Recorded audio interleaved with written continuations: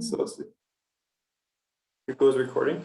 So welcome to Guided by Spirit, honoring who we are and where we come from. Our hosts and presenters are myself, Jordan White, Marissa McIntyre, Len Pierre, and Antonia Victor. We're calling in from the Fraser Valley, the Coast Salish in the Nukatma Territory in British Columbia, Canada. Today's date is November 5th, and our session number is C6. So please, Len, start us off in a good way in terms of our presentation. Thank you. Hi, Chika. Thank you so much, Jordan. Good day, everyone, and welcome.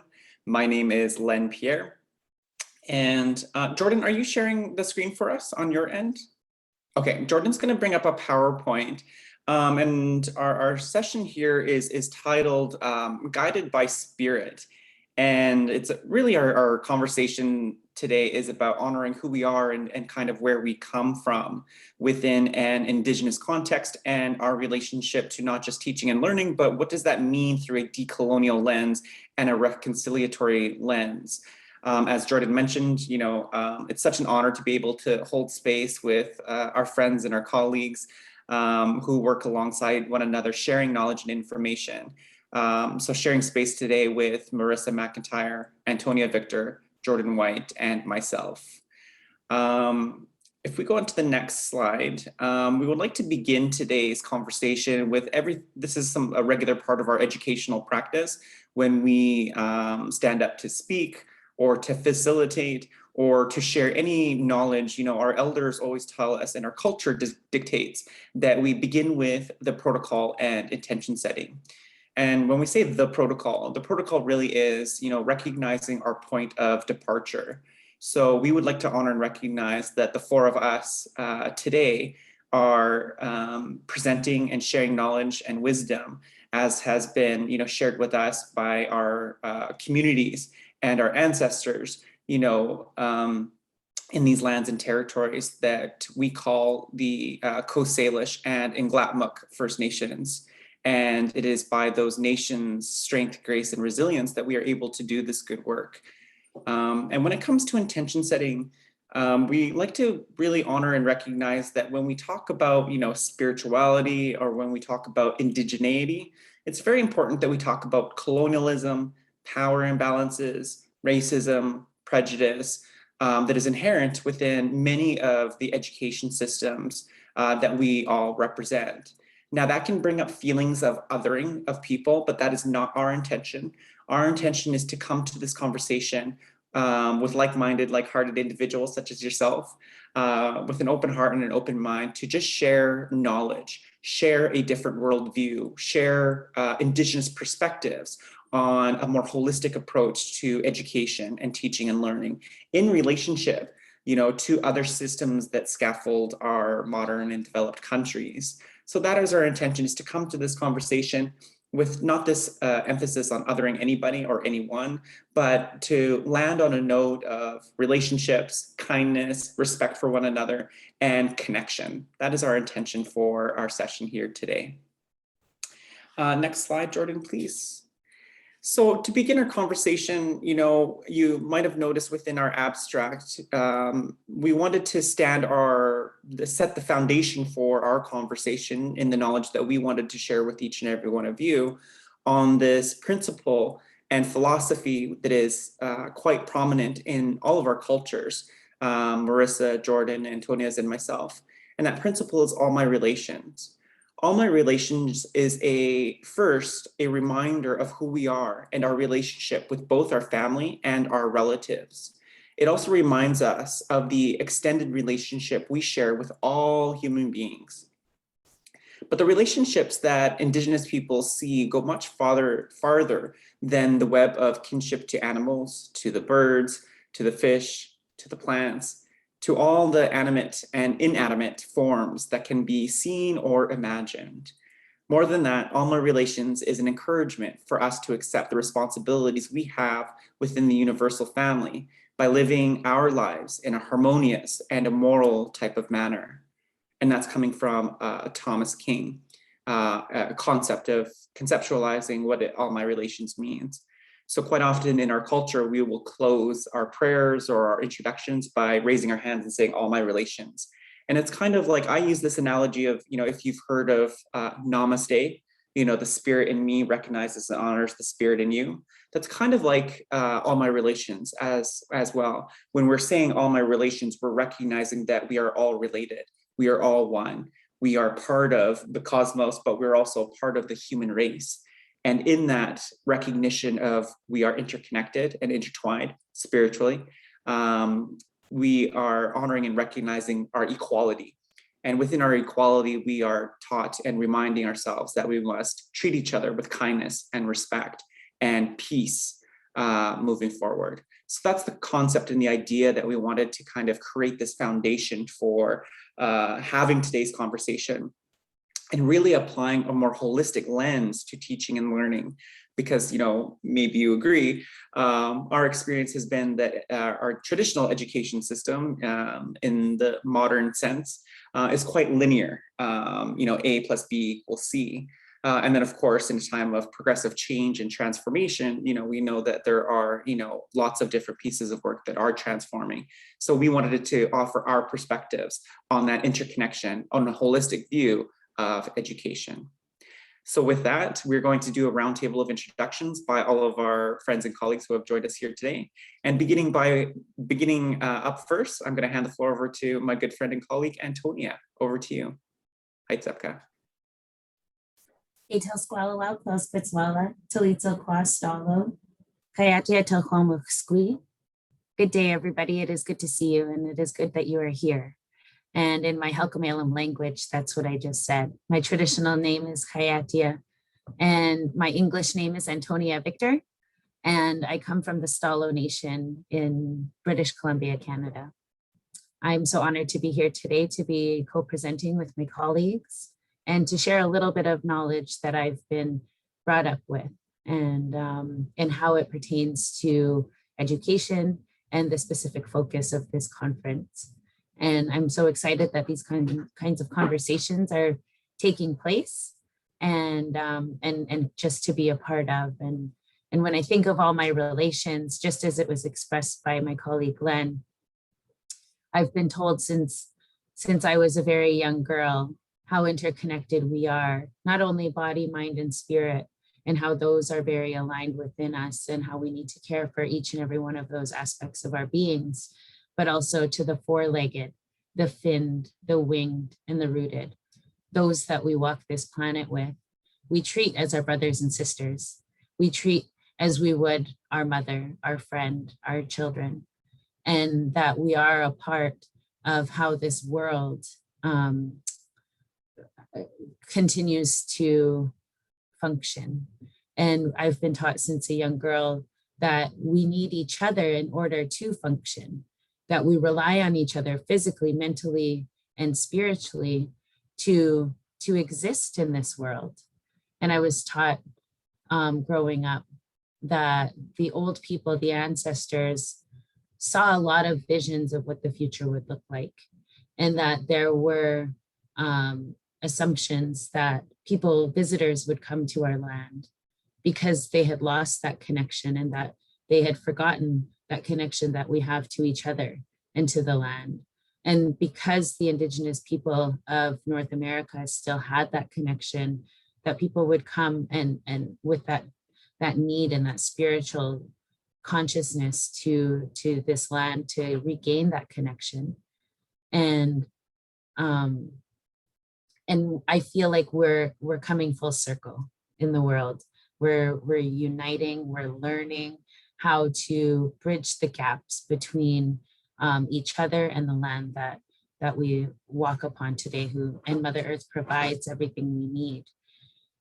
And we were taught always to just take what we need from Mother Earth and not to take more than we require. And there's specific protocols in place that allow us to take what we need from the earth. We have to give thanks, we have to give back. And it's a full circle. My grandma always told me that long ago, we never were put into caskets when we were going back to the land, when we were going back to Mother Earth. We were placed on a tree so that our bodies would go back into the soil, which then the animals would live off of and the plants would feed off of. And this is how we were physically interconnected with the earth. And long ago, prior to colonization in North America, in the Coast Salish territory, and specifically is where I know most of the protocols, learning was a very different system than we see today. There was no one size fits all. There were very specific jobs that had to be done within the community.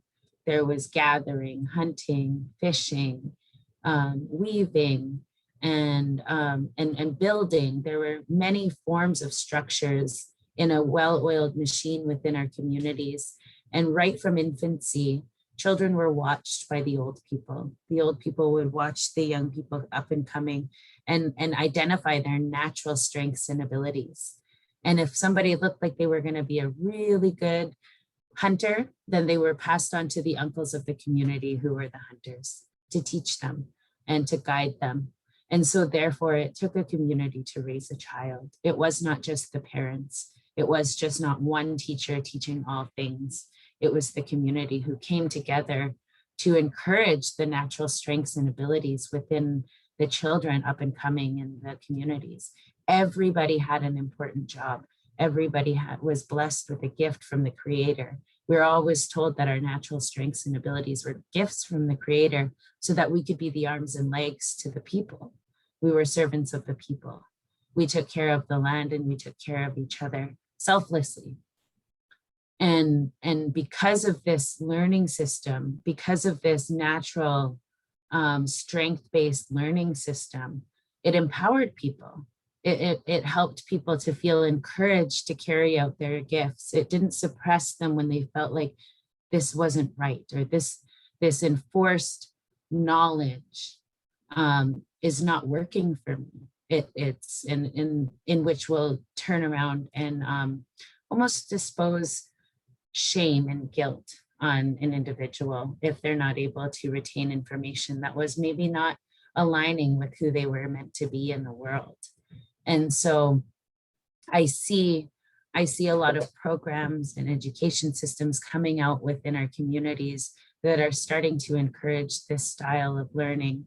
And I'm starting to see young people become re-empowered and stepping into their strengths and stepping into their natural skills and abilities as we start to empower our young people to be who they were meant to be when they were blessed and when we were graced with their presence. We were always told that before we come onto this earth, we choose our parents, we choose our family, and we choose our paths. And when that function and when that journey is disturbed by an enforced system that's not organic to one's spirit, it can cause one to be broken. And I truly believe that we're just starting to rebuild and glue the pieces back together by going back to these old ways of learning and practicing and empowering our young people. And when I think of restorative justice, a lot of our systems were practiced in a lot of the same and conducted in the same ways. So the old people, the elders of the community, when somebody stepped outside of what was considered right or wrong in the community, the elders would come together and they would talk about what to do with this individual. What is it about them that's broken? What is it about them that's going against the flow and disrupting the systems that are put into place? And how can we help them? How can we build them up? How can we ensure that they're being accountable to their spirit and to the community around us, rather than a very cut and dry consequence-based system? It was very much so, how can we wrap this individual with love? How can we wrap this individual with community and culture and spirit to uplift them again, to feel empowered, to step back into their role in the community? And so as we see that we utilize in these circles, we utilize in these systems a little bit of everything from Mother Earth, from our plant brothers and sisters, from our animal brothers and sisters, and from each other. All of these things contribute to the well-being and the foundation and the holism of our communities, of our people, of our land. And therefore it was a well-functioning system. And I see, like I said, I see some of these, I see a lot of communities trying to get back to these practices. And as a result of that, we're starting to see more and more people being empowered and seeing more and more people succeed within our communities. And the hope is that these practices really start to take a front seat at the table of various systems that lie within our countries.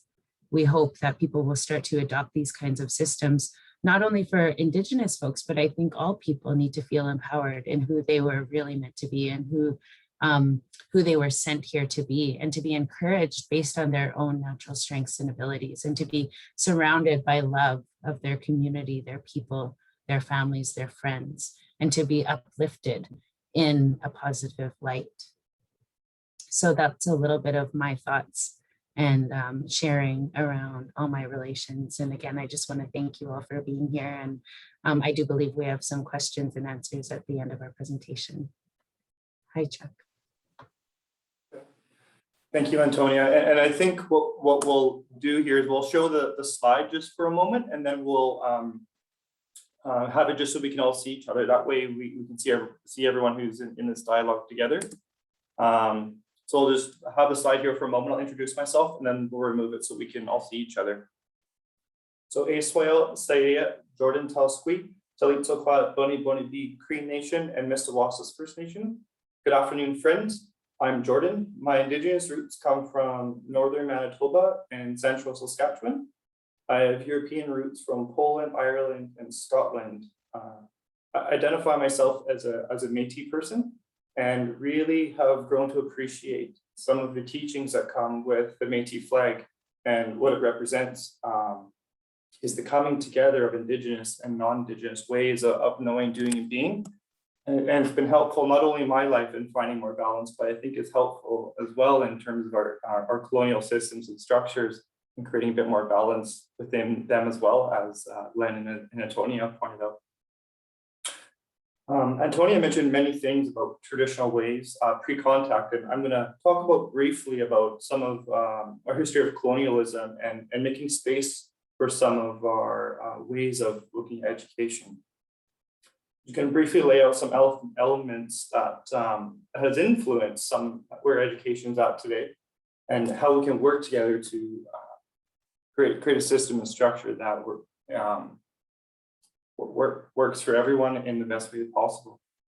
And one of the things I want to start off with, and it's already been highlighted, that today's presentation is meant to be decolonizing in nature, led by Indigenous people who have knowledge, skills, and experience on traditional ways, such as all my relations. And something that is relevant to many countries throughout the world that I want to start off with is the Doctrine of Discovery and Terra Nullius. And for those who are unfamiliar with the term, the Doctrine of Discovery was a legal framework the earlier explorers used that gave permission to conquer, to displace, to enslave Indigenous peoples. And the concept of Terra Nullius was basically mean no man's land, implying that the folks who lived on those territories were non-human. I've heard the word humanity a few times in previous presentations, and I heard it too from Antonia and Len. And so I wanted to start off with that because recently last week, the Assembly of First Nations here in Canada is calling to rescind the Doctrine of Discovery and Terra Nullius. Indigenous people have always lived on these territories and many places throughout the world. It was not discovered.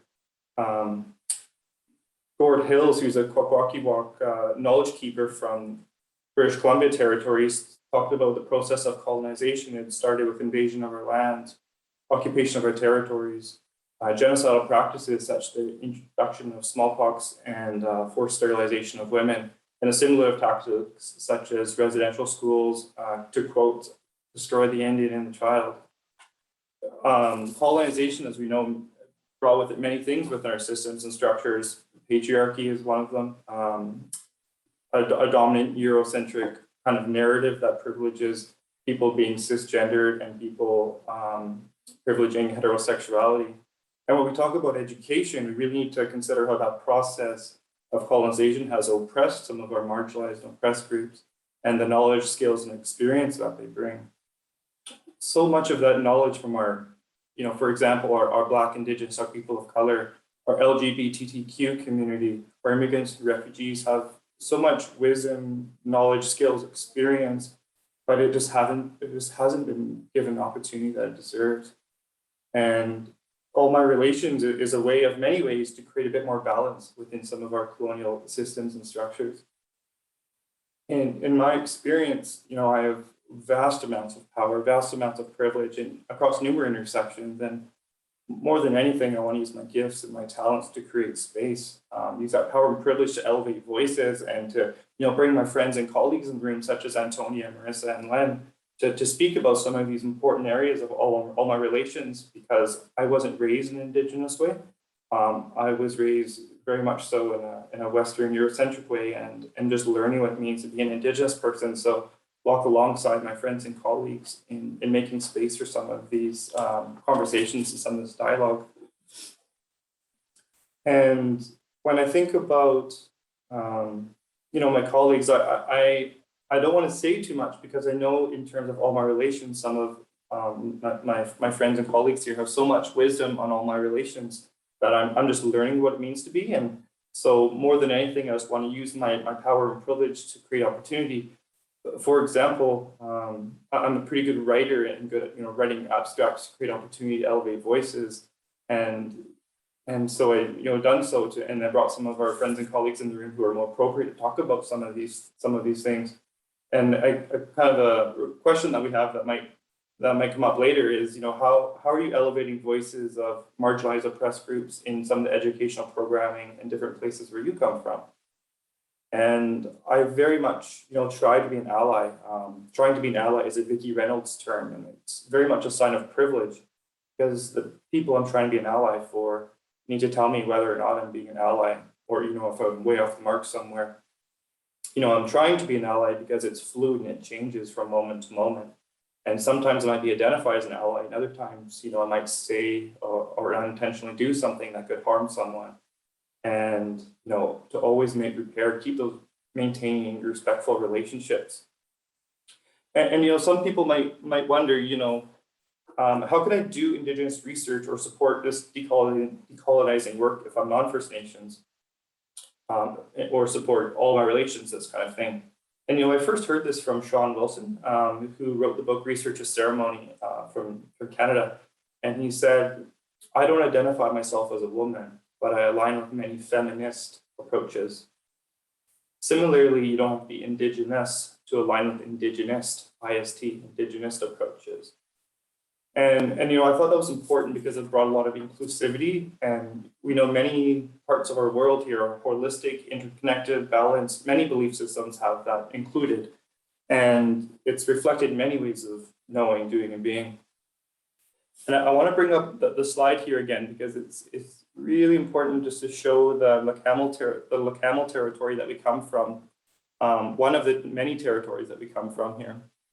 And so I just want to end talking about the Indigenous story work principles here, and how it relates to some of the stories you already heard from Len, some of the stories you already heard from Antonia. And so what Indigenous story work is, it talks about our stories are part of articulating our world, understanding our knowledge systems, naming experiences that we have, guiding some of our relationships, and most importantly, identifying ourselves, who we are and where we come from. And Joanne Archibald, in her Indigenous story work principles there, recognizes that some of her intention is to better understand the process of meaning making using Indigenous and life experience stories for educational purposes. Stories often have a surface meaning as well as deeper meanings, and provide a reflexive process for self-discovery. So, rather than standing up here saying, this is what needs to be done, we share some of our stories and to encourage reflection on making decisions in these different areas. So I want to close with a story before I pass it over to my friend and colleague Marissa here. This territory, as I mentioned, is a Lecamal territory, and I was driving through and there was an accident, the road was closed, and there was no way I was going to get by.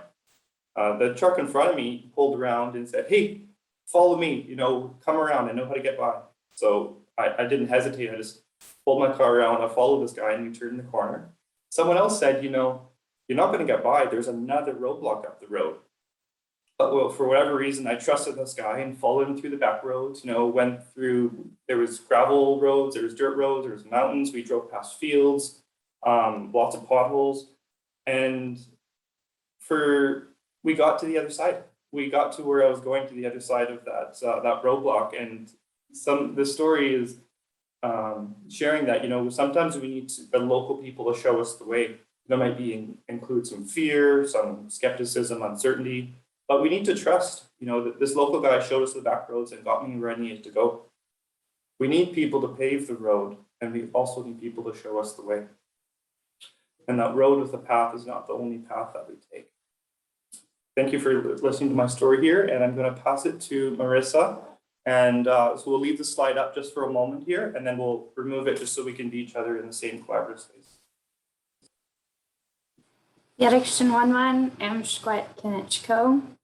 Good morning, everyone. My traditional name is Kinechko, which means helping water, and my English name is Marissa McIntyre. I am in a Klopman on my dad's side, and on my mom's side, I'm a mixed settler of just a whole bunch of European. And I am so grateful to have this opportunity to be with you all today. Thank you guys for choosing this room and choosing to come in and be present. And I am very grateful to be alongside very, very respected and accomplished individuals that I am also grateful to call my friends. So I wanted to start off with this photo on the right here. A long time ago, over 20 years ago, my grandma, she's from Lytton, which is in Aklapma territory, and she traveled to Vancouver, which is about 3 hours away, to help create this piece. And she didn't design it, but she and some other elders in the community came up with the concept behind it. So not the artwork, but the thoughts behind it and the meaning behind it. And it's titled Circle of Life. And to me, actually, for most of my life, before I got a hold of this again and read it, I actually thought it was called All My Relations. And as you can see in it, there's all of animals, bugs, birds, the moon, the sun, there's a house in the middle. And to me, this photo and this piece has always embodied what I thought All My Relations was, which is how all of us fit. Every piece of the earth, every piece of the sky, us as people, we all fit into this circle. And we all have a place and we all have strengths that really complement each other to the point where it's just everyone fits. So I just wanted to share this piece. I got my hands on it again recently, and it was out of my possession for probably 10 years. So I'm very happy to have it back, and I'm even more happy to share it with everyone. So for my ideas of All My Relations fitting into a colonial education system, the colonial system in general, a little bit out of the field here, I don't think that it fits. Just to put it quite frankly, I think that we need to challenge colonial systems to be able to apply that concept of All My Relations.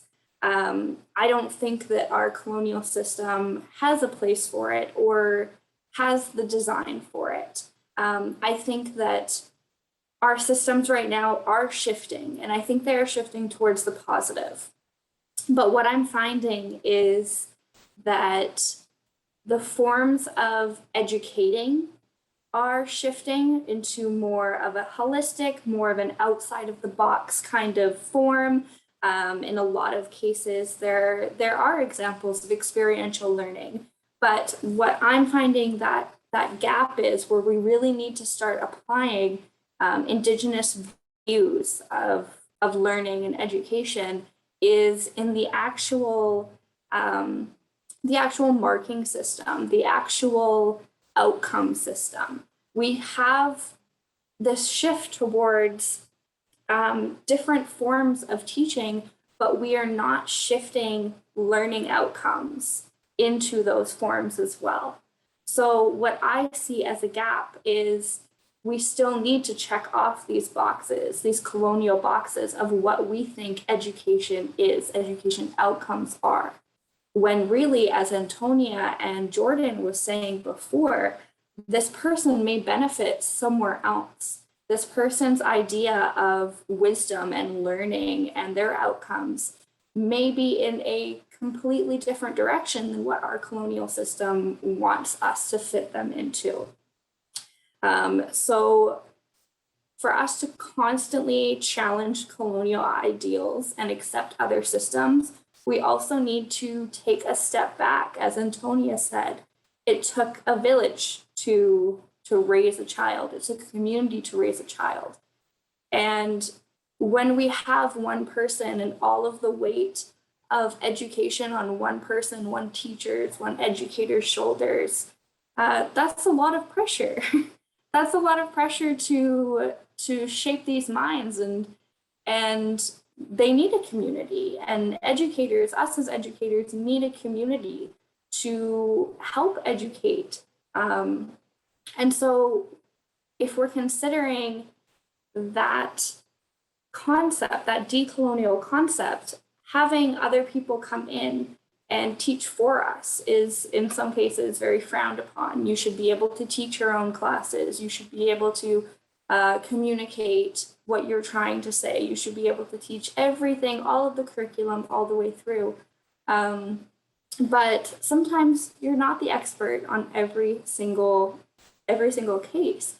So having other people coming in, having those experiential learnings, those guest speakers coming in, I think that really decolonizes what our view of education is.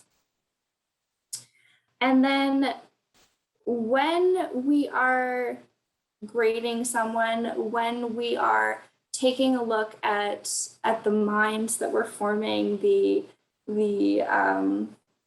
people that we have, learning from us as educators, we also need to constantly check that we are not imposing our internal biases and our internal colonial ideals onto this person. So they may have a completely different way of learning. They may have a completely different way of communicating.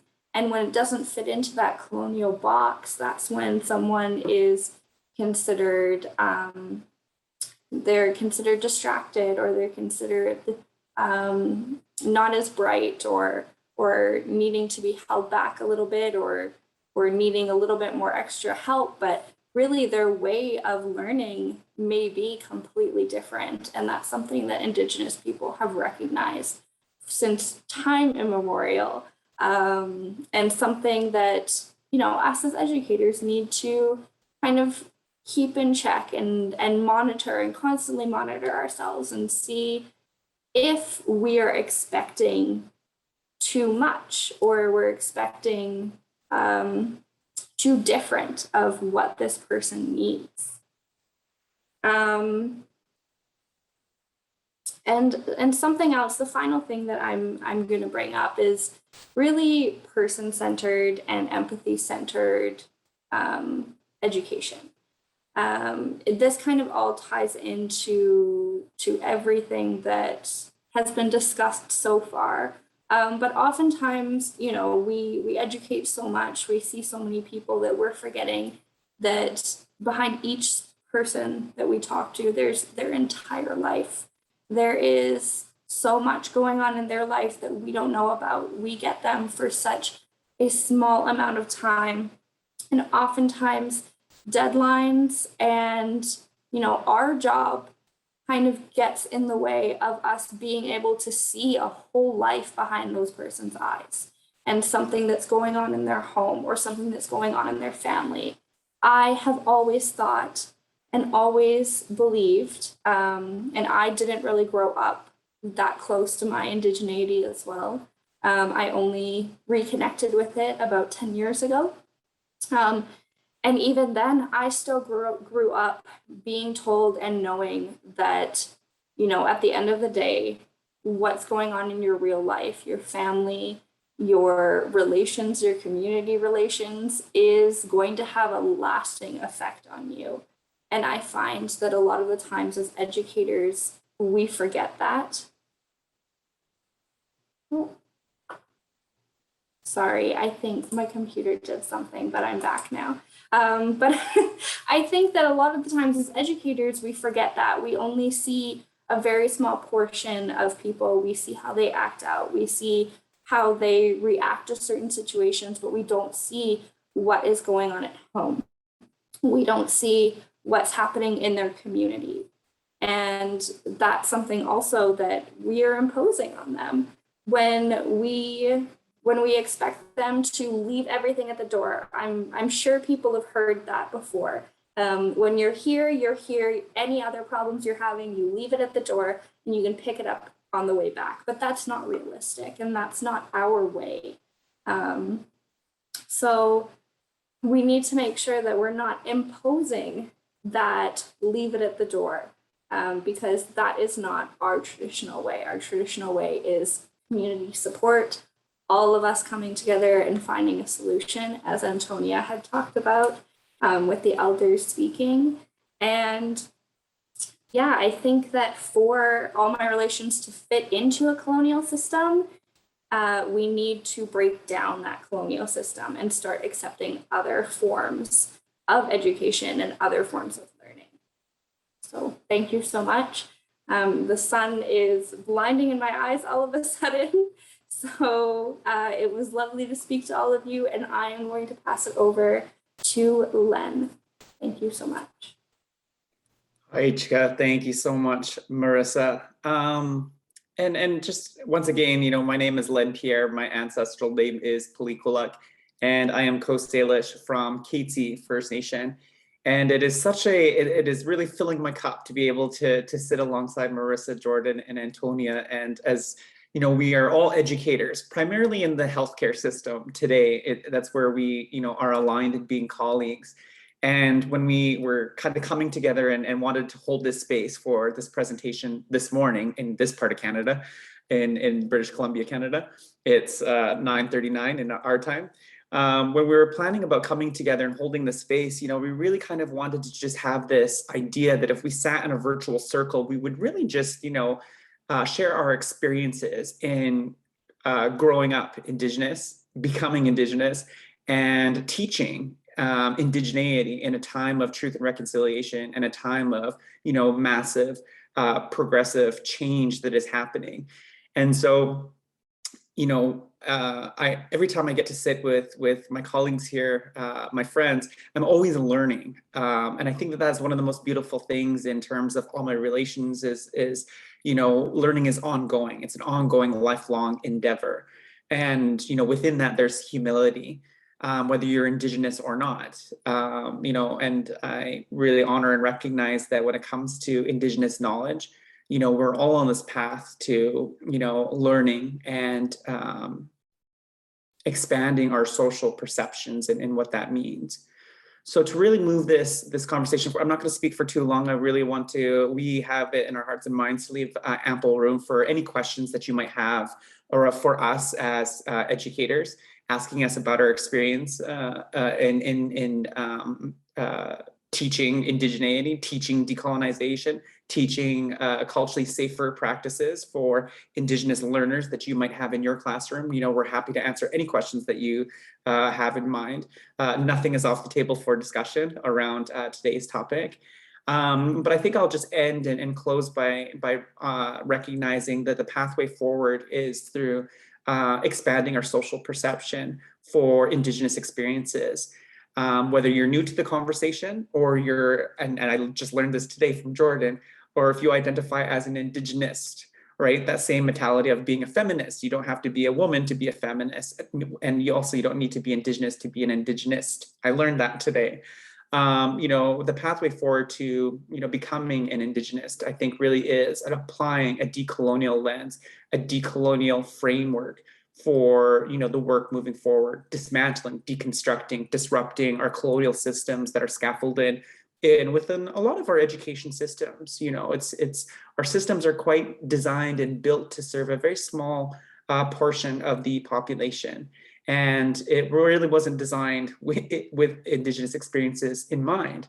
So, you know, that is something that we need to consider moving forward, is how can we shift lenses to broaden our social perception on, you know, caring for and transforming and making our systems and our professional teaching practices culturally safer moving forward.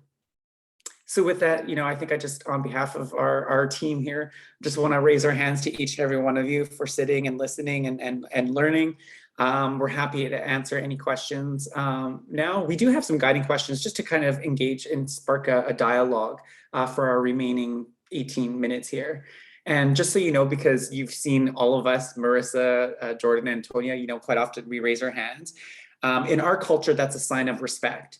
It is a sign of gratitude. It's a gesture showing you physically that we honor your time and your presence. It's a way to thank you.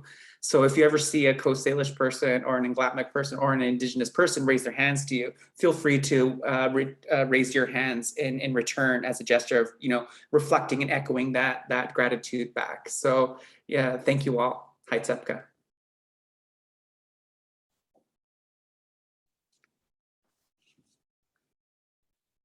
I'd just like to say that I'm really thrilled that I had no idea what I was stepping into when I chose this room, but what attracted me was the courage to use the word spirit. Mm-hmm.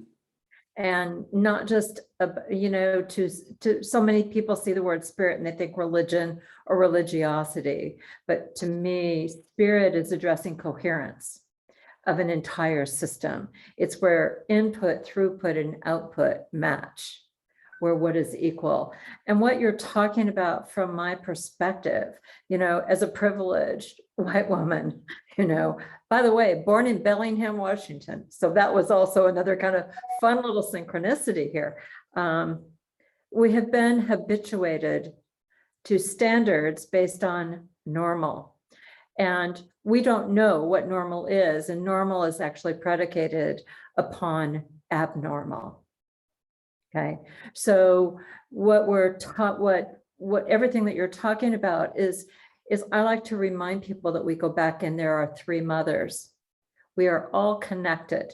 I'm a scientist. I deal with social systems. I started an education project in 2004 when we had all the pieces. You know, you were talking about, I think it was Marissa who was talking about fitting, all the things fit. And we all belong. Everyone matters. Everyone counts. We are all connected. And it's not just we in terms of humanity. It's our universe. We are literally children of the universe. And universe, your universe is the only thing you can change. And when we come together with shared values and not like-minded, but open-minded, then we can find the unity that is only possible because of our diversity. So I'd like to invite you all to take a look at belonging.life or Nameless Academy and see what we're up to, because I think you'd find it very exciting. Thank you. I'm honored to be here. All my relations. Okay.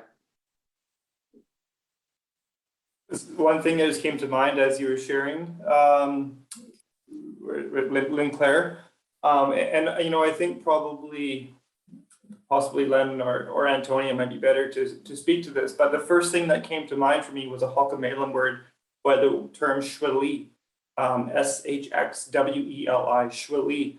And what that term means is everything has spirit. And maybe I'll just pause there because I think Len has a really good way, or Antonia, or possibly Marissa too. I know you're from a different territory, but I think about the word shweli and what comes to mind in terms of spirit and interconnectedness among all things. Thanks, Jordan.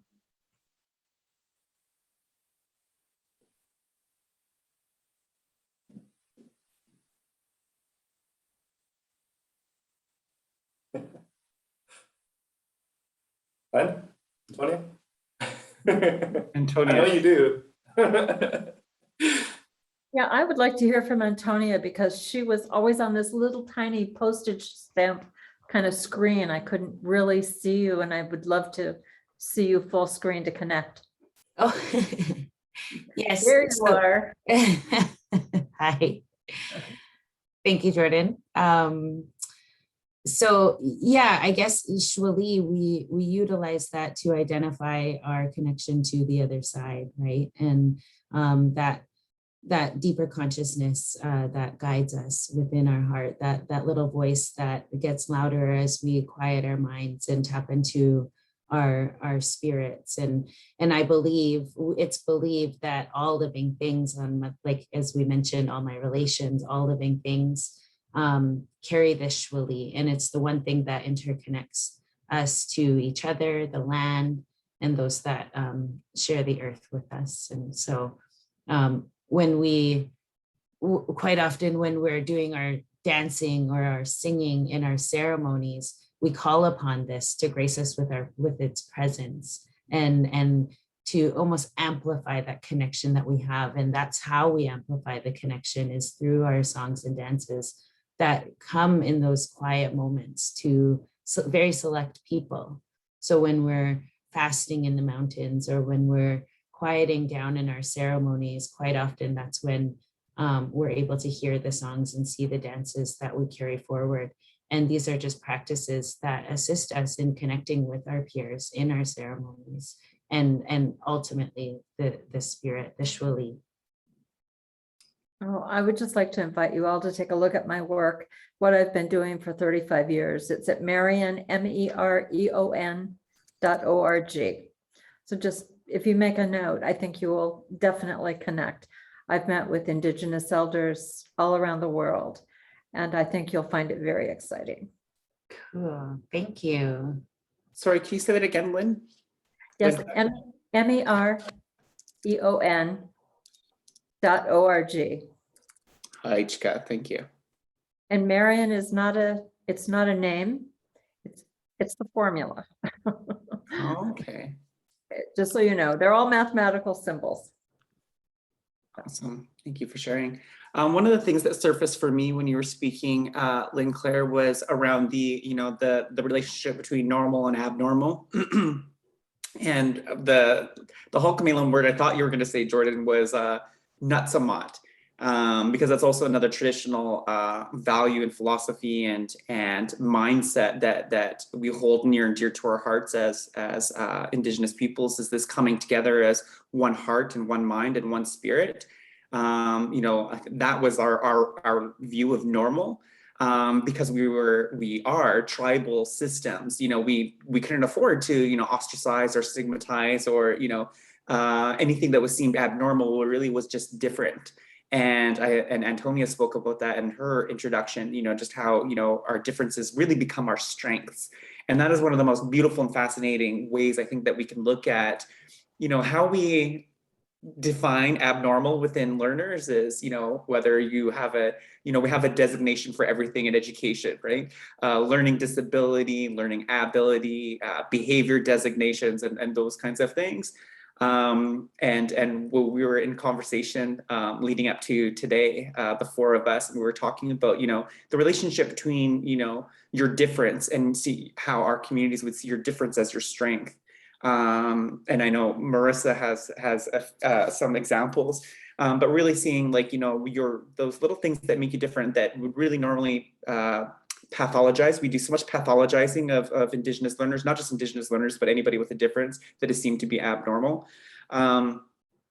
Marissa, can you speak to that example that we had, the relationship between mental health and spirituality, because it's escaping me on the example that we spoke about. Yes, I can. A lot of Indigenous views of different mental health, other disorders, personality disorders, is rooted in their connection to spirit and their connection to just different gifts that they may have. So one specific example would be people with schizophrenia have a much closer connection to the spirit world. What they're hearing is ancestors, spirits that haven't been able to pass on sometimes in some cases, like the animals speaking to them. So this whole view of the whole view of mental health in general can be a much more positive concept if we look at it from an Indigenous lens, and we decolonize again just the mental health in general. Another one would be like people with anxiety have gifts to see the future, or very, very deep empathy gifts as well. So yeah, those are a few examples that we've spoken about in the past. Again, you will really understand what I'm up to. I mean, I love what you said about schizophrenia, because right now I'm working with a neuroscientific team based out of Lisbon on that which is inaudible.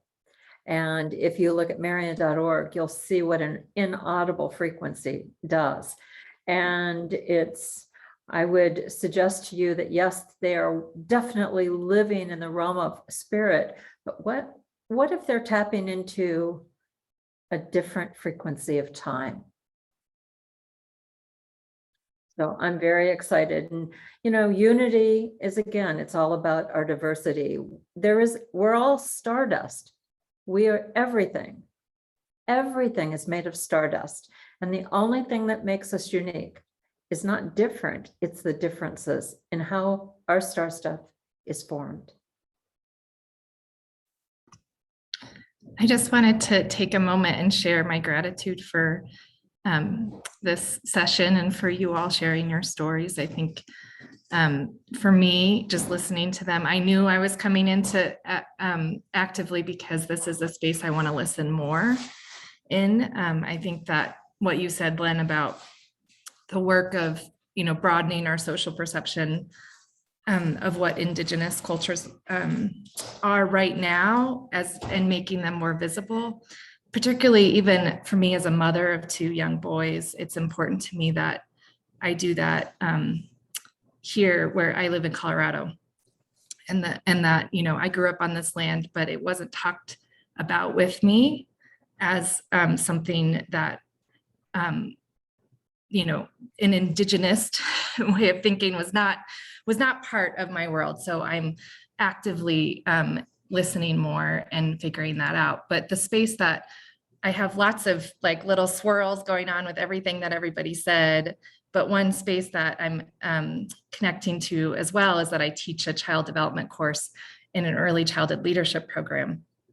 And one stance that we actively take in that course is to ask the leaders in the course to really speak to alternative narratives around children and how we view and see children. And sometimes we have a bent of strong, like early intervention focus of looking for what's wrong with children and pointing out the deficits. And many people come to us with degrees, in special education, and that is their job to see what's wrong. And so we'd spend a lot of time in exploring alternative narratives and what are the different ways and stories about children that even they are saying to us, right? And listening to them. And so I just want to appreciate that this is another space in which we can really explore that. And especially with our Indigenous leaders that we're more actively really trying to bring in and hear from. So thank you. Thank you, Wendy. Something that really was sparking in my mind as you were speaking was, we've always been taught since we were young children that our children until about 5, between the ages of 5 and 8, walk in 2 worlds. So we're told that we're birthed from the other side. And as I mentioned, we choose our families and our journeys long before we come. And then when we're brought into this world, we're still walking in 2 worlds. And quite often you'll see that children are just kind of staring off into space or catching something or seeing something that's beyond what our eyes can see or understand. And they're feeling things and they're high emotion and they're all over the place. And they're doing things and behaving in ways that we can't necessarily comprehend. And that's a direct result of them still walking in 2 worlds. And long ago, our children were cherished as though they were like royalty or gold because of this other world that they were still walking in. And quite often, I think, as we have to learn to balance walking in two worlds, that gets forgotten, and we're just kind of like, get your shoes and coat, grab the things, probably like moving from one thing to the next without giving them that treatment of, wow, you're an old person, who are you? My grandmother always asks that to our children when they're born. She holds them and she speaks to them in our language, and she asks, who are you? Who did you come back from? Or who do you belong to? And actually, when I was a young girl, I don't actually share this story often, but my uncle does. My grandma asked me who I was, and I was 2 months old when she asked me. And I said, Kachla, and in our language, that means water woman. And so they knew that I was going to have something significant to do with water as I grew older. And so some of these practices have been forgotten, and I'm so grateful to come from a family that still practices these things. But definitely, I think our systems need to understand that our very young people are only about halfway here, and we have to be extra careful and nourishing to them in those phases, not only for their brain and emotional and social development, but that spiritual element as well. I love it. I got chills, Antonia, when you said, like, with your elder, asking, who you are. Oh my gosh, like that. I felt that. That was really so profound and so powerful. And I was thinking the same thing, reflecting on Wendy's comments. We're taught that our children are our medicine because of their ability to walk in two worlds, and what a beautiful way to look at children as they're bundles of medicine, right? I wish we had so much more time to talk. This is such a great conversation. Any last closing remarks in 88 seconds?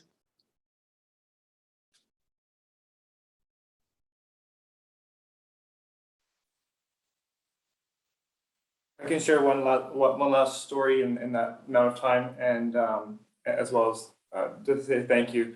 One cultural training program I went in, there was an elder, well-respected elder, held up the church, held up a cross, and held sage and sweetgrass and the other traditional medicines. And she said there's many ways to yek with it, heal and to straighten out. It needs to be done with good heart, good mind, and good feelings. And the same could be for education, I think. There's many ways to educate. It needs to be done with good heart, good mind, and good feelings. And with that last little story there, I'm so grateful we were part of this dialogue together to share space into some of the ways we work. So hi, Chuck. See, I don't know if I said that right, Len, but thank you. We probably got 30 seconds or 60 seconds of any last comments or. I'm grateful. Me too. Thank you so much. Thank you, Wendy.